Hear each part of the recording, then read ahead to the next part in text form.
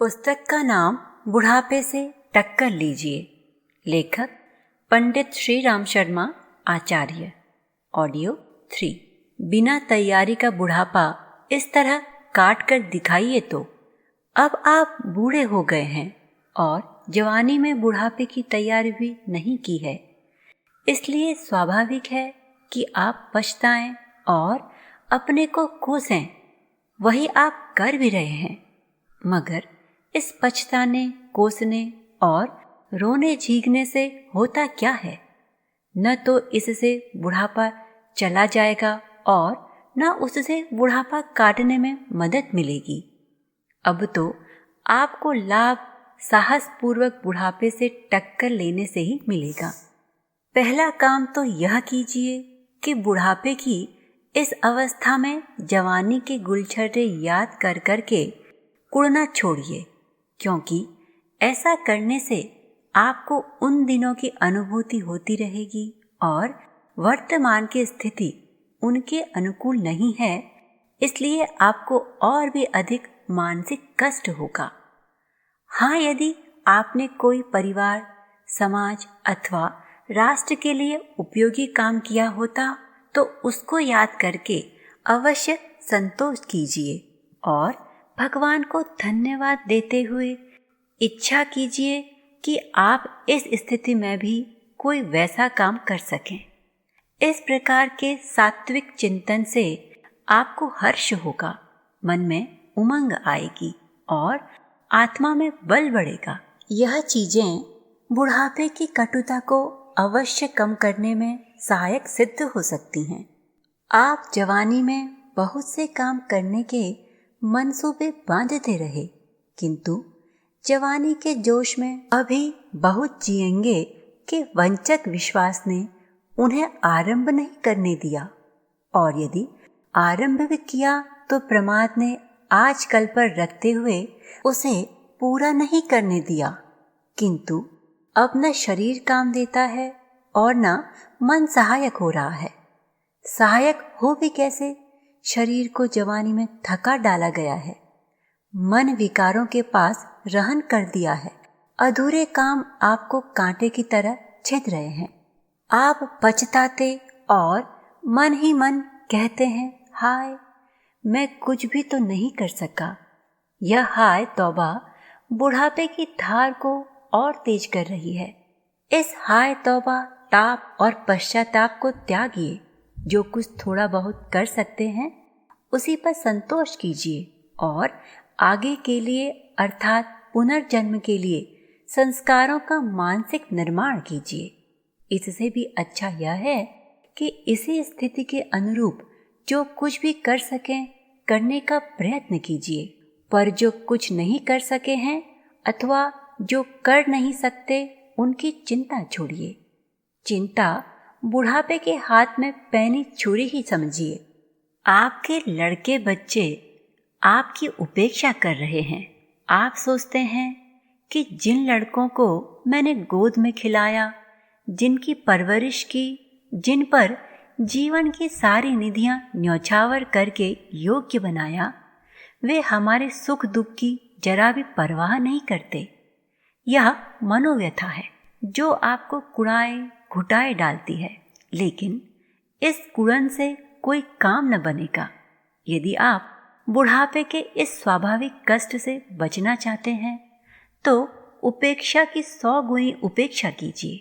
उपेक्षा की उपेक्षा करने का एक ही उपाय है, किसी से किसी बात की उपेक्षा मत कीजिए।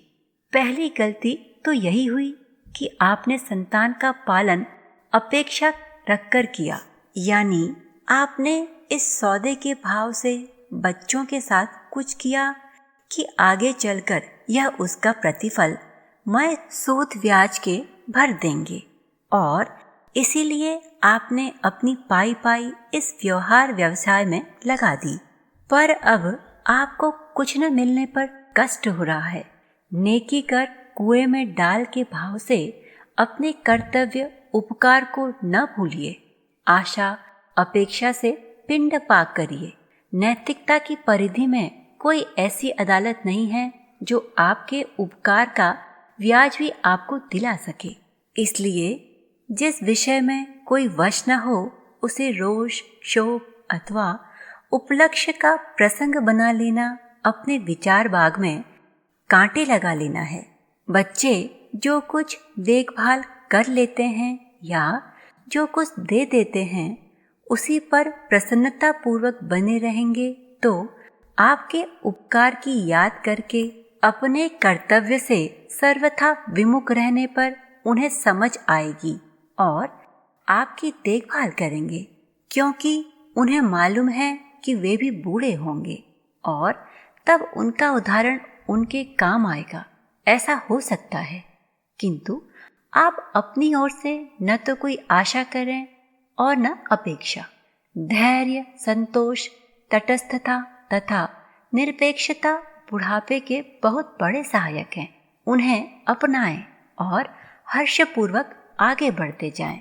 शिकायत करने से कोई काम बनेगा नहीं।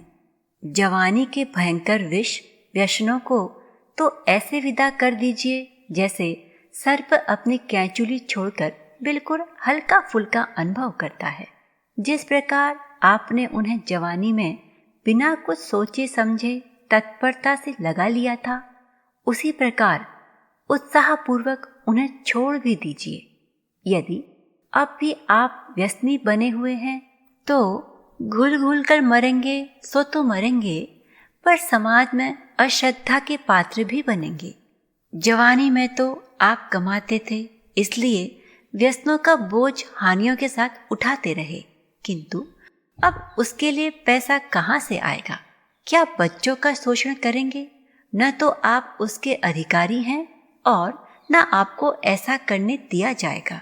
अपने व्यसन जन्य कष्ट की शिकायत यदि आप बच्चों के सिर थोपते हैं तो अन्याय करते हैं, जिसके लिए यदि आपकी और दूसरी सुविधाएं भी छीन ली जाएं तो वे अनुचित न कहा जाएगा। जिन व्यसनों ने आपको आज के लिए कुछ बचाने नहीं दिया, अब भी पराश्रित होकर उनकी उपासना करते रहना पाप ही है। इसलिए बुढ़ापे का आदर और बच्चों की सद्भावना के लिए व्यसन छोड़ देने की कृपा तो करनी चाहिए। व्यसनों का बोझ हट जाने से आप काफी हल्के हो जाएंगे, जिससे बच्चों पर तो बोझ नहीं बनेंगे, खुद भी अपने लिए भार स्वरूप न हो सकेंगे। बूढ़ों की बुरी आदत जवानों की आलोचना करने को यदि आप छोड़ सकें तो समझिए कि बहुत से नौजवानों के दोस्त बन गए। इन सब सुधारों के साथ यदि आप अपने में कुछ गुणों का समावेश भी कर लें तो आपका बुढ़ापा सफल ही हो जाए, जैसे अध्ययनशीलता, भगवत भजन और प्रकृति से प्यार। अध्ययन आपके अनुभव के साथ मिलकर मूल्य बढ़ा देगा।